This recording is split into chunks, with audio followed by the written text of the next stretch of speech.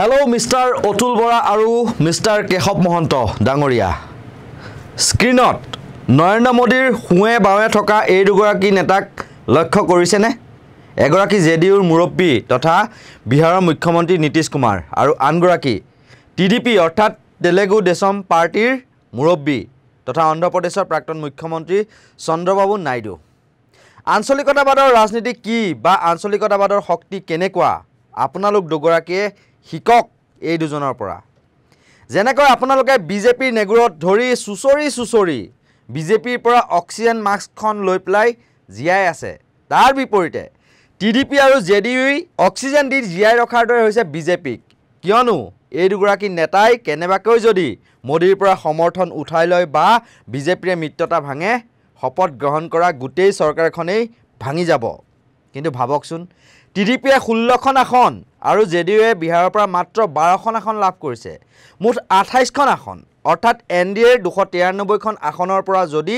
এই 28খন আসন নাইকিয়া হয় তেন্তে এনডিএৰ হাতত থাকিব 265খন আসন অৰ্থাৎ চৰকাৰ গঠন কৰিবলৈ প্ৰয়োজন হোৱা 272 মেজিক নম্বৰো নোহোৱা হ'ব বিজেপিৰ পৰা তেন্তে ভাবক কিমান শক্তিশালী স্থিতি বা আঞ্চলিকতাবাদৰ ধাৰা এওঁলোক দুজনৰ মনত ৰাখিব অসম গণ পৰিষদৰ সাময়িকভাৱে অৰ্থাৎ 1982 চনত জন্ম লাভ কৰিছিল তেলেগু দেশম পাৰ্টিয়ে ঠিক সেইদৰে 2003 চনতহে জেডিইউ অৰ্থাৎ জনতা দল ইউনাইটেডৰ জন্ম হৈছিল ভাবকচোন 1985 চনতে 855 গৰাকী শহীদৰ কেঁচা তেজৰ বিনিময়ত এটা আঞ্চলিক ৰাজনৈতিক দল গঠন হৈছিল দুবাৰকৈ যিটো দলে চৰকাৰ গঠন কৰিলে এটা সময়ত গামোচা পাৰি অসম গণ পৰিষদৰ নেতাক আদৰিছিল অসমৰ চুকে কোণে যাওঁতে কিন্তু সেই দলটো এতিয়া বিজেপিৰ অক্সিজেনতহে যেন জিয়াই আছে বৰ্তমানৰ প্ৰেক্ষাপটত যেন ৰঘুমলালৈ পৰিগণিত হৈছে অসম গণ পৰিষদ এটা সময়ত চৰকাৰ গঠন কৰা দলটো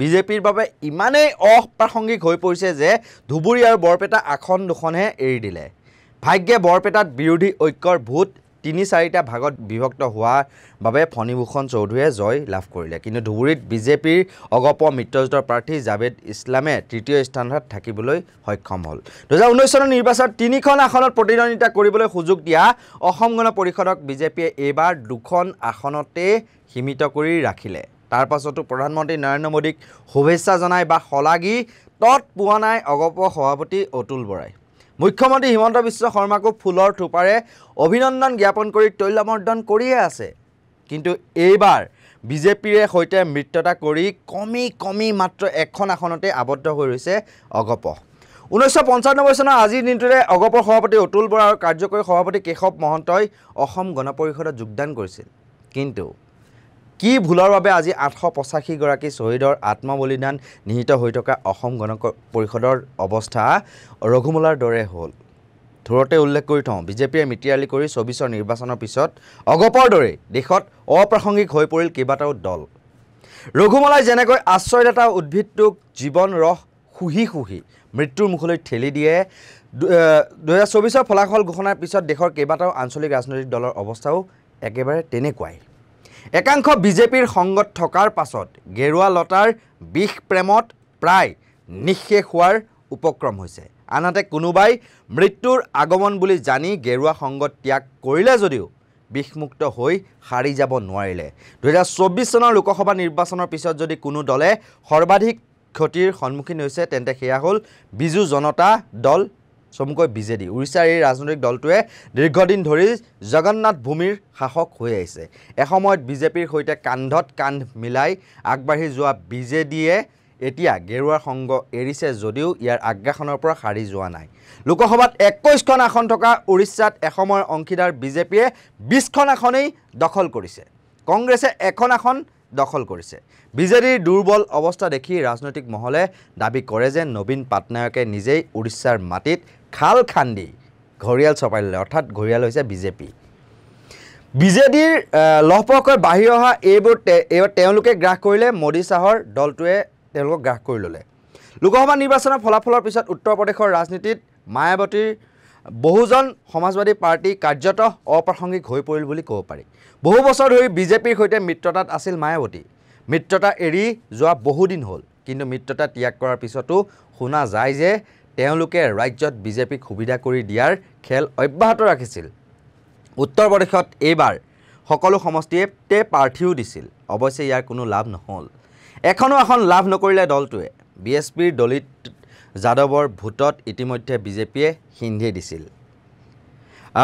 বিজেপিৰ আগ্ৰাসী ভূমিকাৰ বাবে কমি BSPৰ ভোট শূন্য হৈ পৰিছে। ঠিক সেইদৰে জননায়ক জনতা পাৰ্টি, শিৰোমণি আকালি দল, ভাৰত ৰাষ্ট্ৰ সমিতি, AIADMK, ইণ্ডিয়ান নেশ্যনেল লোকদলে এখনো আসন লাভ কৰিব নোৱাৰিলে। অৰ্থাৎ গেৰুৱা লতাৰ বিষ প্ৰেমত প্ৰায় নিঃশেষ হোৱাৰ উপক্ৰম হৈছে এইকেইটা আঞ্চলিক দল। বিপৰীতে আকৌ নিজৰ চতুৰতা, দৃঢ়তা আৰু শক্তিশালী স্থিতিৰ বাবে TDP JDUৱে মোদী চৰকাৰক অক্সিজেন দি বৰ্তমান সময়ত জীয়াই ৰাখিছে। গৃহ, ৰেল, বিত্ত, প্ৰতিৰক্ষাৰ দৰে শক্তিশালী দপ্তৰ, আনকি অধ্যক্ষ উপাধ্যক্ষ পদ বিচাৰিও বিজেপিক বিপাঙত পেলাইছে নীতিশ নাইডুৱে। বিপৰীতে আকৌ আমাৰ অতুল কেশৱে বিজেপিৰ নেগুৰত ধৰি ধৰি জাতীয়তাবাদৰ পাঠ আওৰাই গৈ আছে আৰু এখনকৈ আসন জলাঞ্জলি দি অৱশেষত নিঃশেষ হোৱাৰ দিশে ধাৱমান হৈছে। কেনেকৈ বিজেপিয়ে অসমত আঞ্চলিকতাবাদ অধঃপতনে নিয়াইছে? কিয় অগপৰ বিধায়কৰ সংখ্যা 24-25ৰ পৰা কমি গৈ অৱশেষত 9জনলৈ হ্ৰাস পালে? প্ৰতিক্ৰিয়া প্ৰকাশ কৰিছে ৰাইজৰ দলৰ কেন্দ্ৰীয় উপসভাপতি তথা বোকাখাট সমষ্টিৰ ৰাইজৰ দলৰ সক্ৰিয় নেতা জীৱন বৰাই। তেওঁৰ মন্তব্য আছে, আমি এই মুহূৰ্তত আপোনালোকলৈ বুলি আগবঢ়াইছোঁ। এতিয়া এইটো লজ্জাজনক কথা, যদি 240 এইটো 303তকৈতো কমিলে প্ৰায় 63খন আসন যোৱাবাৰতকৈ, আৰু তাৰ আগত যদি আমি চাওঁ 282, তেতিয়াহ'লেও তাতকৈও তেওঁবিলাকৰ ছিট কমিলে প্ৰায় 43খন। এতিয়া যেতিয়া নেকি যদি 63খন বা 40খন বা 43খন ছিট যেতিয়া বিজেপিয়ে হেৰুৱাইছে, তেতিয়াহ'লে মোদীৰ প্ৰতি মানুহৰ মোহভংগ হোৱাটো মোদীক বুজাই দিবলগীয়া বেলেগ কথা নাছিল, আৰু তেওঁ নিজে প্ৰধানমন্ত্ৰী পদৰ পৰা আঁতৰ হৈ যাব লাগিছিল, কাৰণ তেওঁ সমৰ্থন হেৰুৱাইছে। ভাৰতবৰ্ষত এতিয়া বিজেপিয়ে প্ৰায় 46%ৰ তলত, আৰু কোনো ৰাজ্যত মাত্ৰ 16-17% তলত ভোট পাবলৈ পাইছে। অসমত যদি চোৱা যায়, আজি ভাৰতবৰ্ষত বিভিন্ন ৰাজ্যত আঞ্চলিকতাবাদী চৰকাৰ হৈছে, আৰু আনকি তেলেগু দেশম পাৰ্টি বা JDU লগ লাগি পেলাই কেন্দ্ৰীয় চৰকাৰ গঠন কৰিব লগা হৈছে। তেওঁলোক দুটা আঞ্চলিক দলে মানে কেন্দ্ৰ চৰকাৰ গঠনৰ মুখ্য ভূমিকা লৈছে। অসমত 855 জন প্লাছ আৰু কত হাজাৰজন মানুহৰ ত্যাগৰ বিনিময়ত অসম গণ পৰিষদ চৰকাৰ হ'ল। 86 চনৰ পৰা 90লৈকে অনা গ'ল। 90 চনত ৰাষ্ট্ৰপতি শাসন হ'ল, পুনৰ কংগ্ৰেছ চৰকাৰ আহিল, পুনৰ অসম গণ পৰিষদ আহিল। ইয়াৰ পিছত তেওঁবিলাকে সুদীৰ্ঘ 15টা বছৰৰ কাৰণে অন্ধকাৰ গহ্বৰত গুচি গ'ল। কোনো না চৰকাৰ আছে, না MP এটা আছে, একো নাই। ভাৰতবৰ্ষৰ ইতিহাসত অসম গণ পৰিষদ জিৰ'লৈ গ'ল, যিটো অসমৰ এটা আঞ্চলিকতা দল উত্থান হৈছিল। আৰু এই যদি চোৱা যায়, বৰ্তমান যিজন সভাপতি আছে, এই সভাপতিজন বোকাখাটৰ জনপ্ৰতিনিধি। তেখেতৰ সময়ত অসম গণ পৰিষদে অসমত ভেটি হেৰুৱাই নিঃশেষ হৈ আহি আছে। এটা সময়ত অসমত প্ৰায় 26-27টালৈকে ছিট লাষ্টত আছিল। তাৰ আগত মই আন্দোলনৰ সময়ৰ কথা নহয়, তাৰ পৰা আহি পেলাই 14টা পালে, তাৰ পৰা আহি পেলাই 9টা পালে। এতিয়া অহা 26ৰ ইলেকশ্যনত হয়তো কেৱল কেশৱ মহন্ত আৰু অতুল বৰাৰ ছিট দুটাৰ বাদ দি এওঁলোকে আৰু হয়তো ছিট বিজেপিৰ পৰা নাপাব, কাৰণ ফণীভূষণ চৌধুৰীৰ ছিটটো ইতিমধ্যে অসম গণ পৰিষদে হেৰুৱালে। তেওঁক MP হিচাপে দি এইটো বিজেপিয়ে এটা অতি কৌশল কৰিলে যে কিবা কাৰণত যিকোনো উপায়ে বঙাইগাঁওখন AGPৰ পৰা কাঢ়ি ল'ব লাগে, আৰু তাৰ কাৰণে ফণীভূষণ চৌধুৰীক দিল্লী পঠাই দিব লাগে। এই কামটোত নিশ্চয় অসম গণ পৰিষদে উজুতি খালে, আৰু তাৰ বাবে এতিয়া হ'ব লগা উপ নিৰ্বাচনত তেওঁলোকে কোনো কাৰণত এই বঙাইগাঁও ছিটটো আৰু নাপায়। তেওঁবিলাকৰ MLA জন আৰু কমি আহিব। গতিকে আঞ্চলিকতাবাদ অসমত উত্থান হোৱাটো বাদেই, ইয়াতে কি হৈছে, আঞ্চলিকতাবাদ অধঃপতনত গৈছে। অসমত এতিয়া যিকেইটা উপ নিৰ্বাচন হৈছে, মই আজি তাৰিখত কৈ থৈছোঁ যে উপ নিৰ্বাচনত 5টা ছিটৰ ভিতৰত অসম গণ পৰিষদে বা বিজেপিয়ে তেওঁবিলাকে এটা ছিটত জিকাৰ কাৰণেও অতি কষ্ট কৰিব লাগিব। আৰু ইয়াৰ বাবদ 26টো বাদেই দিছোঁ, তাৰ আগে অসমত হয়তো বিজেপিৰ আৰু অৱস্থা তললৈ গুচি যাব। আজি বোকাখাট সমষ্টি আমি যদি কথা চাওঁ, অতুল বৰাই 72,000 ভোট পাইছিল, 72,600টা, আৰু এতিয়া 73,400টা। কেঁচা বোকাখাটত দেখুওৱা গৈছে যে প্ৰায় 800-900 ভোট বাঢ়িছে। কিন্তু এই 800-900 ভোট বঢ়াবলৈ ইয়াত কেবিনেটৰ সকলো মন্ত্ৰী ইয়াত উপস্থিত হ'ল। এজন চিটিং হৈ থকা ৰাজ্যসভাৰ MP আনি ইয়াত কেণ্ডিডেট দিব লগা হ'ল। অসম গণ পৰিষদৰ সভাপতি কেবিনেট মন্ত্ৰী নিজে ইয়াত ফাইট কৰিব লগা হ'ল। মোমাই ভাগিনৰ প্ৰতি থকা অজস্ৰ আঁচনি আছে, ঘৰ আছে, টয়লেট আছে, পায়খানা আছে, অৰুণোদয় আছে, হাজাৰ হাজাৰ আঁচনি আছে। আনকি লজ্জাজনকভাৱে যদি আমি চাওঁ যে সিদিনাখন লাখপতি বাইদেউসকলক চব লাইন পাতি পাতি শপত লোৱাইছিল যে আমি বিজেপিক ভোট দিম এই বুলি শপত গ্ৰহণ কৰাই বাধ্য কৰোৱাৰ পিছতো অসমততো বিজেপিৰ ভোট নাবাঢ়িলে, বৰঞ্চ প্ৰকৃততে বোকাখাততো তেওঁবিলাকৰ এটাও ভোট বহা নাই। এটা কথা উল্লেখ কৰি থওঁ, নিৰ্বাচনী বণ্ডৰ যেতিয়া কোন দলে কিমান ধন কৰোণাৰে চপাইছিল তাৰ তথ্য পোহৰলৈ আহিছিল, তেতিয়াও কিন্তু 6 বছৰীয়া অসম আন্দোলনৰ পৰিণতিত গঠন হোৱা অসম গণ পৰিষদে নিৰ্বাচনী বণ্ডৰ জৰিয়তে তেতিয়ালৈকে 1 টকাও লাভ কৰা নাছিল। বিপৰীতে 2019 চনৰ 12 এপ্ৰিলৰ পৰা 2024 চনৰ 24 জানুৱাৰীৰ ভিতৰত পশ্চিমবংগত প্ৰভুত্ব বিস্তাৰ কৰা মমতা বেনাৰ্জী তৃণমূল কংগ্ৰেছে 211 জন দাতাৰ পৰা নিৰ্বাচনী বণ্ডৰ জৰিয়তে 1610 কোটি টকা লাভ কৰিছিল। তাৰ পাছতে আঞ্চলিক দল হিচাপে 318.74 কোটি টকাৰে শীৰ্ষস্থান দখল কৰিছে ডিএমকে। ইয়াৰ পিছতে বিজেডিয়ে 307.28 কোটি টকা আৰু টিআৰএছে 218.11 কোটি টকা। ঠিক সেইদৰে ঝাৰখণ্ড মুক্তি মৰ্চাই 11 কোটি 87 লাখ টকা, জেডিইউয়ে 13 কোটি টকা আৰু মহাৰাষ্ট্ৰৰ শিৱসেনাই 152.45 কোটি টকা লাভ ইলেক্ট্ৰল বণ্ড লাভ কৰিছে। আনকি ছিকিম ডেমক্ৰেটিক ফ্ৰণ্টে 5 কোটি 50 লাখ টকাৰ ইলেক্ট্ৰল বণ্ডৰ জৰিয়তে লাভ কৰিছিল। 1998 চনত মমতা বেনাৰ্জীৰ নেতৃত্বত জন্ম লাভ কৰিছিল তৃণমূল কংগ্ৰেছে। তেওঁলোকৰ বাঙালী জাতীয়তাবাদত থকা দখল বা ৰাইজৰ আস্থা বিশ্বাসৰ বাবে 2011 চনৰ পৰা বৰ্তমানলৈকে শাসনত অধিষ্ঠিত হৈ আছে। অসম গণ পৰিষদক বিজেপিয়ে গুগ্ৰাসে গিলি পেলোৱাৰ দৰে কিন্তু তৃণমূল কংগ্ৰেছক তেওঁলোকৰ সবল দৃঢ় স্থিতিৰ বাবে নোম এডালো বৰ্তমানলৈকে লৰাব পৰা নাই আৰু বহু চেষ্টা কৰিও শাসনৰ পৰা উফৰাব পৰা নাই।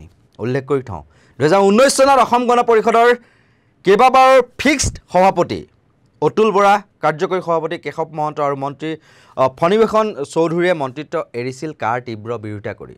কিন্তু পুনৰ এবাৰ চুচুক চামাককৈ বিজেপিয়ে মিত্ৰতা কৰি অতুল বৰাই তাৰ নাম দি দিলে ৰামধেনু সদৃশ মিত্ৰতা। তেনে সময়তে উল্লেখ কৰি থওঁ, বৰ্তমানলৈকে প্ৰায় 20মান আঞ্চলিক ৰাজনৈতিক দলে বিজেপিৰ জনবিৰোধী নীতিৰ বিৰোধিতা কৰি বিজেপিয়ে মিত্ৰতা ছেদ কৰাৰ লগতে এনডিএৰ পৰা অংশীদাৰিত্ব উঠাই ল'লে।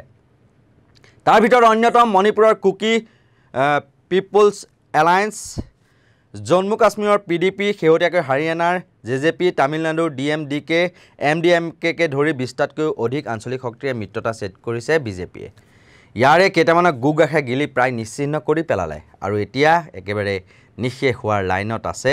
এসময়ত জাতীয়তাবাদৰ ধ্বজা উৰুৱাই অসমৰ স্বাভিমানী অসমীয়াৰ আকুণ্ঠ মৰম ভালপোৱা বুটলিবলৈ সক্ষম হোৱা অসম গণ পৰিষদ।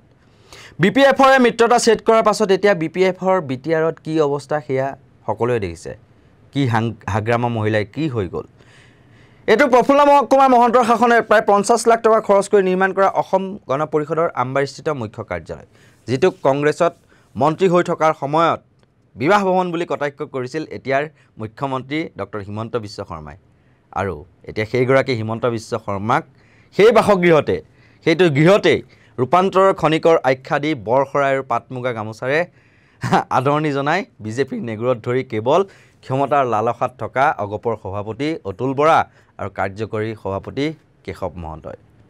পুনৰবাৰ কৈছোঁ, এফালে যদি নীতিশ নাইডু বিজেপিৰ অক্সিজেন হিচাপে শিৰ উচ্চ কৰি থিয় হৈ আছে, বিপৰীতে আকৌ বিজেপিৰ অক্সিজেন লৈ তলমূৰ কৰি ৰঘুমলাৰ দৰে পৰজীৱী হৈ পৰিছে এই দুগৰাকী মহোদয় ক্ৰমে অতুল বৰা আৰু কেশৱ মহন্ত।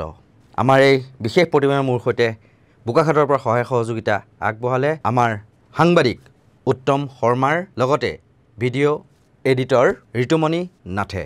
এনেকুৱা ধৰণৰ বিশ্লেষণাত্মক বা বাতৰিৰ বাবে আপোনালোকে চাই থাকিব নৰ্থ ইষ্ট নাও। আৰু যদি আপোনালোকে ইউটিউবত চাই আছে তেতিয়াহ'লে নৰ্থ ইষ্ট নাও ইউটিউব চেনেলটো ছাবস্ক্ৰাইব কৰি দিবলৈ নাপাহৰিব। আৰু যদি আপোনালোকে ফেচবুকত চাই আছে তেতিয়াহ'লে নৰ্থ ইষ্ট নাও ভিডিঅ', এনি নাও নিউজ এই দুটা ফেচবুক পেজ আপোনালোকে লাইক কৰি দিব, ফ'ল' কৰি দিব। আৰু আমাৰ ভিডিঅ'টো চাই পেলাই কেনে পালে কমেণ্ট বক্সত জনাবলৈ নাপাহৰিব। চাই থাকিব নৰ্থ ইষ্ট নাও। ধন্যবাদ।